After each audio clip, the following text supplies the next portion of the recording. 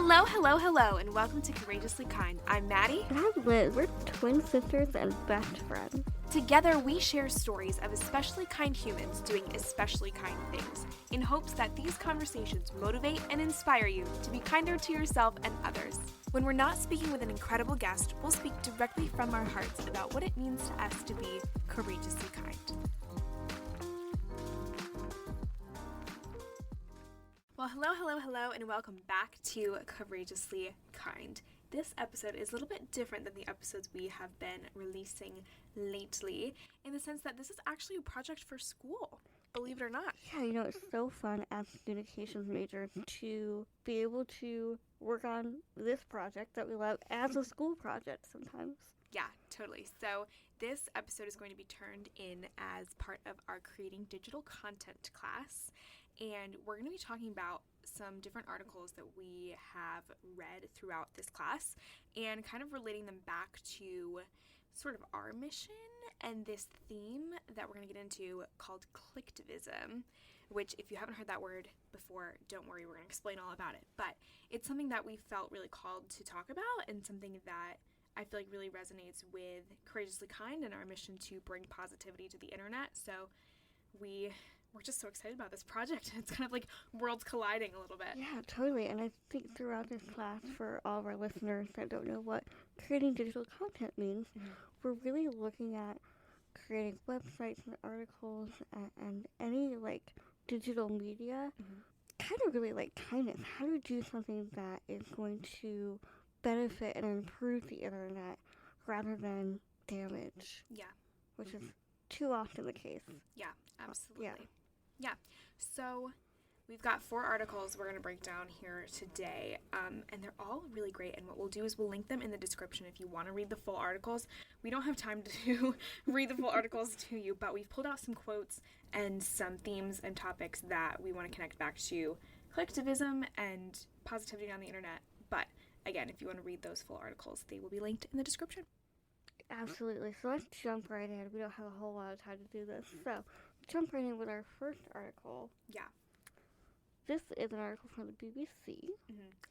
And honestly, I think all of these articles are super digestible. Yeah. And so I really encourage y'all to go check them out if this interests you, if you'd like to learn more about it. Yeah. This article is titled "The Subtle Way That Clicktivism Shapes the World." I think we got to back up the bus a little bit. Maddie, what is collectivism? This is a great question, and we are referring to the trusty Urban Dictionary to first talk about sort of this word. It's where the word collectivism comes from, but it's a word called slacktivism, which I feel like has a negative connotation. The word slacking definitely does. Yeah. The Urban Dictionary defines slacktivism as, quote, the self-deluded idea that liking, sharing, or retweeting something, you're helping out. I think we talked about this on the podcast before. Yeah. But activism, and specifically social media activism, is kind of a gray area. Yeah, and that's where this word collectivism comes from, right? It's the thought of sharing and tweeting and reposting. I think we see this on Instagram a lot. We see this on Twitter a lot. Things that are intended to start a conversation about politics, about social justice, about inequality, things like that. And I think that, like you said, it is kind of a gray area. It's not super black and white. I don't think any sort of activism is, maybe. But it's this concept that, you're taking activism and advocacy to the internet. And there has been a lot of criticism about this because people have said that it's maybe just performative, right? You're sharing a post on your Instagram and that's it. You're not really changing the way that you personally believe. You're not maybe getting involved in your community. It's kind of sort of portrayed negatively, I think online activism is. Yeah, definitely. And I think a lot of people can see it as either slacking and be like, oh, you're just going to throw something on your Instagram. Yeah. Or people who are really dedicated to social media activism, they're sometimes seen as too much. Yeah. Too active, too, I hate to use words like triggered or offended, but oftentimes we see those words connected to social media Right. activism. Yeah. Because sometimes people are like, you're just all about activism all the time. Yeah. And I think for some people that social media and the internet is just a means of entertainment and a way to escape the world, which I totally agree with, and I think it's a great tool for that. But I think we need to talk about the way in which the internet really mirrors our physical, real, I don't want to say real because that makes it sound like the internet is not real. Yeah. But I guess I'll just say physical spaces. Yeah. Yeah. But the internet and these physical spaces and all of the sort of stuff that comes with physical spaces and injustice and inequality and discrimination and all that, those are actually reflected back in the internet as well. It's not a space that is I guess free from that. I like that you said reflected, because I really think that the internet can be a mirror sometimes, but it also can be a megaphone, which is amazing too. Like we have seen it in our work with space equality. Without the internet, I don't even know if we would have known what face equality is. Yeah, you're right. So, what I love about this article is that it does reference and link evidence that collectivism might actually be working. Yeah. We all know that the internet is a crappy place. We have talked about that a lot on the show, and it's really one of the big reasons why we started Courageously Kind, right, is to bring positivity and kindness and encourage people to do the right thing on the internet. And in class, we watched this really awesome TED Talk by Lisa Nakamura called The Internet is a Trash Fire, but here's how to fix it. And if you know us, we love TED Talks. Love to have one someday, maybe. Just had to throw that in there. But she really breaks down the concepts of the internet being, like you said, a mirror of our physical spaces, and that it may be even more unsafe for people from marginalized groups to exist on the internet because of the way that platforms work and community guidelines, and we all know people get a lot of courage behind a screen and would never say something so awful to someone's face, but they might comment it on an internet post. Our mom has named it Screen Courage. I love that. We should have her on to talk about that. Yeah. But screen courage is a real thing, and it's nasty sometimes. It's dangerous. And dangerous. Yeah. And what I love about this TED Talk, too, is that she raises all these concerns, but she also talks about compassion and forgiveness. Yeah. Which are incredible. We really have to be forgiving and compassionate when somebody admits that they were wrong, when somebody is educated and learns that maybe what they have said or done has been harmful, and they take accountability and ownership and are apologetic. Yeah. We have to forgive. Yeah. Yeah. I love that she mentioned that. Yes. And this is that is a great point, and it kind of transitions into this other article that we want to talk about called Whose Internet Is It Anyway? That was published by Thought Catalog. And it's just this concept that, like we've been saying, the internet and I guess our physical spaces are not separate from one another. Especially in this day and age, I feel like our digital and our physical spaces are becoming more and more intertwined than ever. And so it kind of is a no-brainer that, or not a no-brainer, I guess, but obvious, maybe not even obvious, but it can be really clear when you take a look at it that the discrimination and the injustice and the hatred that exists in our physical spaces permeates into these digital spaces as well. I would even argue it's amplified on digital spaces. Yeah, I would agree. Which is why collectivism is so important and so pertinent, right?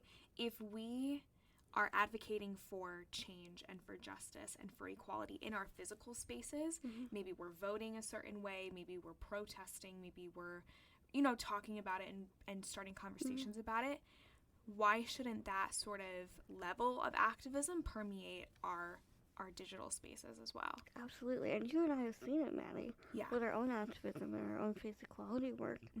When we raise these concerns and when we raise awareness and use things as teaching moments, we get so many comments all the time that are like, I've never heard of this before. I've never thought about this before. Thank you for bringing this to light for me. Yeah. I think that is one of the most beautiful things about the internet is that it really can be such a positive place and such a space where people can find information, they can find community, and yeah, it's just a really beautiful, it can be a really beautiful place for those sort of things. I mean, I feel like we have found such a beautiful community, and we talk about it all the time, of facially different people that are also advocating for face equality, and it just really is a testament to the way in which we use media and the way in which we use social media and digital spaces as well. Absolutely, and this brings us to our last article, which is Net Neutrality, Accessibility, and Disability Community with Alice Swan, I believe. Did you know we actually named her as one of our kindness heroes, too? A couple years ago. Yes. Yes. Oh my gosh, yes. Yeah. She's amazing. She is amazing. And again, all these articles are so worth your time, at least for a good skim. But she really talks about how disability activists have really found their voice through the internet, and the importance of making sure that the internet is an accessible place for disability activists. She raises concerns that I have never even thought about. Yeah. And it's just, it's really eye-opening. Yeah. And it just goes to show that, like, Clicktivism should not have such a negative connotation with it. Yeah. Yeah. I really think, and to go back and to reiterate this point, I think we will be reiterating this point for the rest of our lives, but it really just is how you use it, right? Social media is a tool that can be used to destroy and can be used to really tear people down, or we have the ability and the power to really make it a positive thing and make it a positive tool to bring people together, to educate, to just make friends too. It really is just such a beautiful thing. And that's the mission of Courageously Kind, too, right? That, like you said, that's going to be our life work. Yeah. Is to make digital spaces and physical spaces a bit more kinder. Yeah. A bit more kinder? Yeah. Sure. A bit more kinder? A bit more kind? A bit more kind. Yeah. Leave that in there. I will. We could go on forever about this, but we have to wrap this up for the sake of time and for the sake of length of this project, so our dear teacher Lauren can grade it. But thank you so much for listening. I would love to have another conversation about this, Liz, in the future. Go a little bit deeper. Again, all of these articles are linked in the description below, and let us know what you think about Clicktivism. We would love to hear your perspective. You can email us at courageouslykindpodcast@gmail.com. You can also follow us on Instagram at courageously.kind. That is a new thing. We just changed our username. Instagram. Yeah, somebody already had Courageously Kind. Boo. Boo. They can have it. Yeah, it's okay. We'll put that dot in between. It'll be all right. Thank you so much for listening. We'll see you back here real soon. Bye. We'd like to give a huge thank you to Anna Waltz Landscape Contracting for their support of Courageously Kind. Anna Waltz is a family-owned landscape contracting company in Berks County that has served Pennsylvania for over 35 years. If you're ready to get your landscaping project started, visit annawaltzlandscape.com or call 610-916-7070. Anna Waltz Landscape Contracting, beautifying Pennsylvania 1 yard at a time. Thank you so much for listening. If you like this episode, feel free to share it with your friends, your family, or anyone you think might like it too. And if you want to support the show, leave us a review on Spotify or Apple Podcasts. It really does help. Or check out our merch store at courageouslykind.org. Take good care, and we'll see you back here real soon.